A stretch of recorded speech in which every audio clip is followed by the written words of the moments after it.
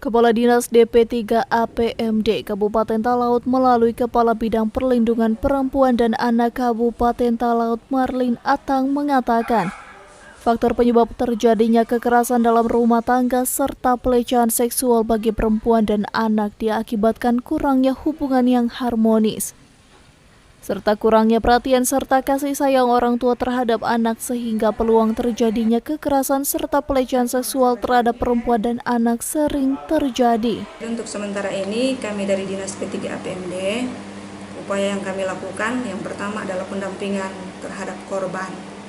Jadi setelah kami mendengarkan bahkan mendapat laporan bahwa di salah satu desa atau di kecamatan itu terdapat tindak kekerasan terhadap anak, kami langsung melakukan kegiatan evaluasi dan monitoring.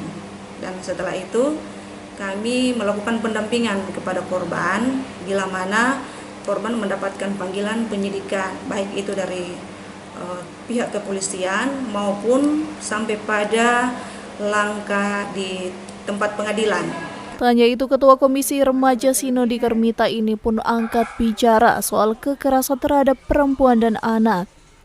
Menurutnya, para pelaku kekerasan terhadap perempuan dan anak hampir sebagian besar adalah orang-orang terdekat. Sebabnya, ia menghimbau pentingnya dukungan dan peran orang tua bahkan lingkungan sekitar untuk mengawasi anak-anak di masa pertumbuhannya. Kekerasan seksual terhadap anak dan atau perempuan bahan yang tersendiri sehingga mereka pertama-tama harus menghargai diri mereka sendiri. Nah, dari penghargaan terhadap diri sendiri inilah kemudian menimbulkan kepercayaan diri kepada anak itu sehingga anak-anak ini dibangun menjadi anak-anak yang mampu mengembangkan setiap potensi yang ada padanya. Anak-anak yang berpotensi itu kurang lebih anak-anak yang mampu menyadari sungguh bahwa dia itu berharga di hadapan Allah dan dia punya nilai di hadapan Allah dan manusia tentunya. Diketahui untuk angka kasus kekerasan terhadap perempuan dan anak untuk periode tahun 2022 terdapat 9 kasus yang diterima oleh Dinas DP3 APMD Kabupaten Talaut.